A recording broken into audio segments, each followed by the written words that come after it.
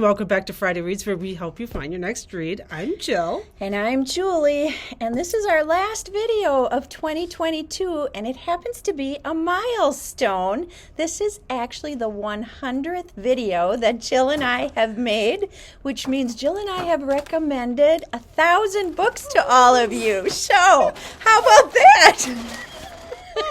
And today we're kind of excited because today we are recommending our favorite books that we read this year. Not necessarily published this year, but our favorite books we read. It's probably the most common question I get asked is, have you ladies read all these books?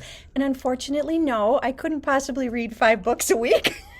I don't know about Jill. You read more than me, but we rely on Goodreads and the publishers and patrons and friends giving us recommendations. But today, we both read all 5 of our books, and they're some of our favorites from this year. So, Jill, what's your first pick? So I'm coming in hot. My first book is my favorite book that I read in 2022. And it was published in 2022. And Goodreads also put it as Best Fiction of 2022. Ooh. So, Tomorrow and Tomorrow and Tomorrow by Gabrielle Zevin. This is an epic novel that takes place over 30 years, and it's a love story that's not really a love story, but about these 2 people. This is the same author that did The Storied Life of A.J. Filcree. These are about 2 friends, often in love but never lovers. They come together as creative partners in the world of video game design, where success brings them fame, joy, tragedy, duplicity, and ultimately a kind of immortality. It's a bitter cold day in the December of his junior year at Harvard. Sam Masur exits the subway car and sees, amid the hordes of people waiting on the platform, Sadie Green. He calls her name. For a moment, she pretends she hasn't heard him, but then she turns, and the game begins, a legendary collaboration that will launch them to stardom. These friends, intimate since childhood, borrow money, beg favors, and before even graduating college, have created their first blockbuster, Ishigo. Overnight, the world is theirs. Not even 25 years old, Sam and Sadie are brilliant, successful, and rich. But these qualities won't protect them from their own creative ambitions or the betrayals of their hearts. So, yes, this was amazing ride. I mean, it doesn't have a lot of action in it, but there's so much going on with these 2 people, and the love story that never happens. Oh. It's great. Great. My first pick was published in 2020, and it is The Invisible Life of Addie LaRue by Victoria Schwab. She is best known for her Shades of Magic series, which I have not read, but I thought this book was beautifully written. I thought the premise was fascinating, and I thought this was an unforgettable story, creatively written, and as creative as Addie LaRue herself. So, the premise of this story, it's France, 1714. In a moment of desperation, a young woman makes a Faustian bargain to live forever and is cursed to be forgotten by everyone she meets. Thus begins the extraordinary life of Addie LaRue, and a dazzling adventure that will play out across centuries and continents, across history and art, as a young woman learns how far she will go to leave her mark on the world. But everything changes when, after nearly 300 years, Addie stumbles across a young man in a hidden bookstore, and he remembers her name. So, I love this book. So check out The Invisible Life of Addie LaRue by Victoria Schwab if you haven't read it. Got a 4.22 on Goodreads, so others other than you and I like it, Jill. One of my favorite books of all times. So my next one might be a little specific because I like serial killers. And this was recommended by a patron, so thank you, patron, who did this.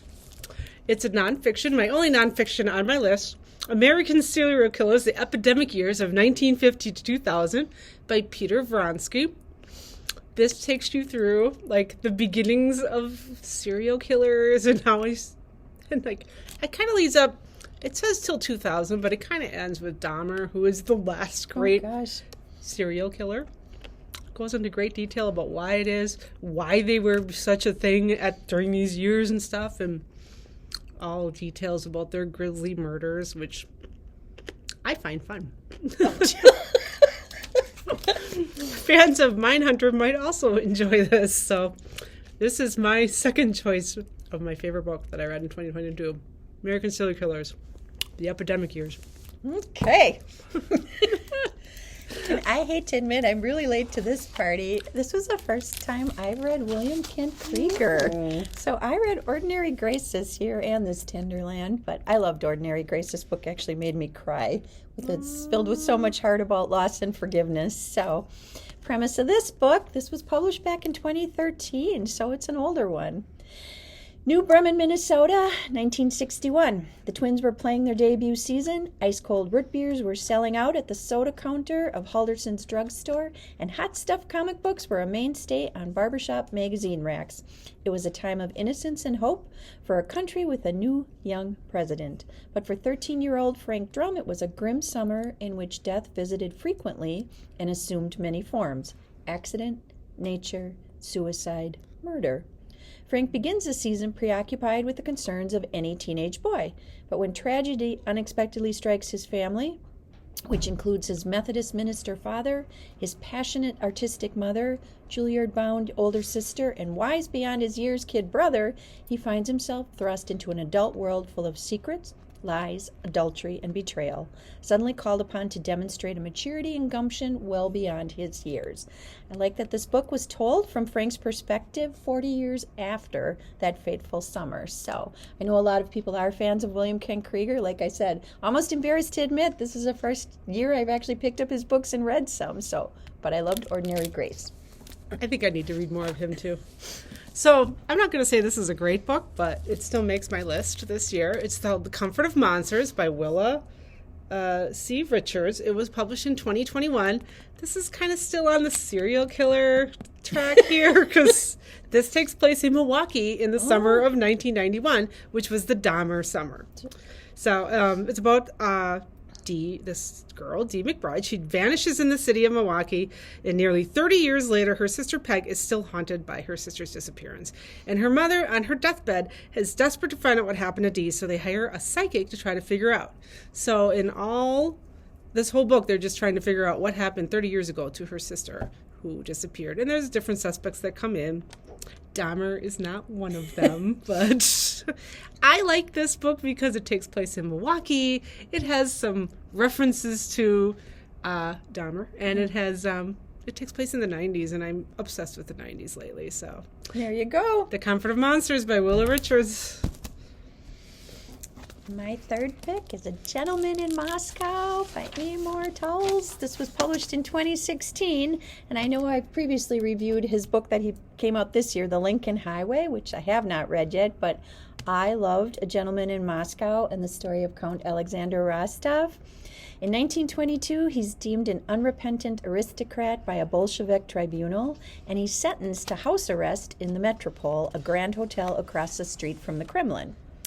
He's an indomitable man of erudition and wit, and he's never worked a day in his life, and he must now live in an attic room while some of the most tumultuous decades in Russian history are unfolding outside that hotel's doors.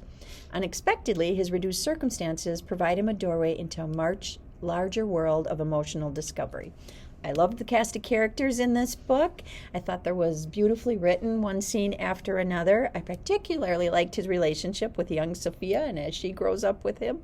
And I was sorry when I finished this book. So if you haven't read A Gentleman in Moscow, check this out. This was his second book. I believe Rules of Civility was his first book. And then Also A Gentleman in Moscow. That's on my list to read. That author, I feel like, is an up-and-coming author. So my next one, there's some disagreement over because Jules, I know, read this and did not like it. This one left with my head shaking like, what did I just read? It hits a lot of lists, though. It's Verity by Colleen Hoover. This is the book that put her on the map. Everyone loves Colleen Hoover. If you work in libraries, you know that. Or even, try to read her books. You probably have to put them on hold and stuff. It's pretty amazing. Although this is a little different than any other Colleen Hoover I read. This is a story about a struggling writer, Lowen, who is on the brink of financial ruin, and she accepts this offer to finish a book series for a more famous author, Verity. And so she goes and lives at her house, and she's reading this manuscript, and she finds this hidden manuscript that seems to tell some secrets that she can hardly believe, and wonders what's going on in this house. And I don't know. It's very suspenseful. You don't know what's going to happen next, and it's a lot of fun. It was published in 2018, and it's still going strong. And if you happen to get this copy, this is our Lucky Day copy here. It has an extra chapter in it that isn't available on the original, so bonus. I read the version without the extra chapter. I can't say the extra chapter's worth it, but it might be fun if you... I like the suspense in that book, but I got done and I was just like, okay, what did I read and what was this all about?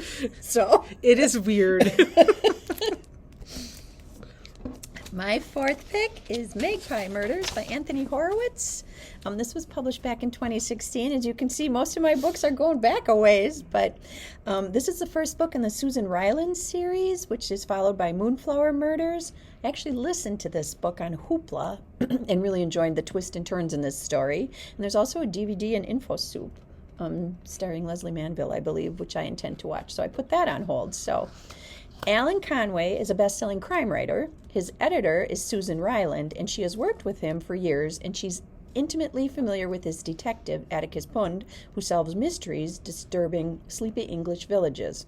Alan's traditional formula pays homage to queens of classic British crime such as Agatha Christie and Dorothy Sayers. It's been hugely successful for him, so successful that Susan must continue to put up with his troubling behavior if she wants to keep her job. When she receives Alan's latest manuscript, in which Atticus investigates a murder at Pye Hall in English Manor House, she has no reason to think it'll be any different from the others. There will be dead bodies, a cast of intriguing suspects, and plenty of red herrings and clues.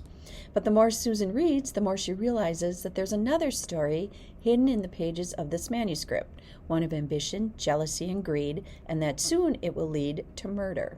So I thought this was clever and very suspenseful also. And like I said, it was a fun one to listen to. So it's kind of a dark tale on vintage crime fiction. So check out Anthony Horowitz's Magpie Murders. I feel like he's an up-and-coming author, too. Like, a lot of his books are very popular.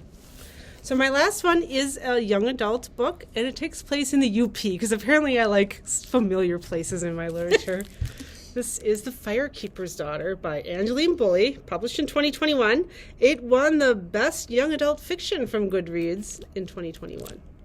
As a biracial, unenrolled tribal member and the product of a scandal, Donna's Fantana was never quite fit in, both her hometown and a nearby Ojibwe reservation. When her family is struck by tragedy, Donna's puts her dreams on hold to care for her fragile mother. The only bright spot is meeting Jamie, the charming new recruit on her brother's hockey team. After Donna witnesses a shocking murder that thrusts her into a criminal investigation, she agrees to go undercover, but the deceptions and deaths keep piling up, and soon the threat strikes too close to home. How far will she go to protect her community if it means tearing apart the only world she's ever known? So I like the character in this because she just didn't quite fit in. I liked the setting in it, and there's a little murder. I mean, who's not to like that? You know? My last pick, also a Colleen Hoover pick. Felt like I had to jump in and read some of the Colleen Hoover books this year. They're super popular, as Jill mentioned, and one of my favorites was actually Reminders of Him. And this was published this year. It's about a troubled young mother who's yearning for a shot at redemption. I found the book kind of heartbreaking yet hopeful. After serving 5 years in prison for a tragic mistake, Kenna Rowan returns to the town where it all went wrong, hoping to reunite with her 4-year-old daughter. But the bridges Kenna burned are proving impossible to rebuild. Everyone in her daughter's life is determined to shut Kenna out, no matter how hard she works to prove herself. The only person who hasn't closed the door on her completely is Ledger Ward, a local bar owner, and one of the few remaining links to Kenna's daughter. But if anyone were to discover how Ledger is slowly becoming an important part of Kenna's life, both would risk losing the trust of everyone important to them. The two form a bond despite the pressure surrounding them, and their romance starts to grow, and also does the risk. Kenna must find a way to absolve the mistakes of her past in order to build a future out of hope and healing. So, another Colleen Hoover pick. This was one of my favorites, Reminders of Him. Well, we hope that helped you find something to read that's really, really good. We thank you for watching. Like I said, this is video number 100, so we've made 1,000 book recommendations to you. You know, you can find us on YouTube and our Facebook page, and we will see you in 2023. And until then, we thank you for watching. Bye.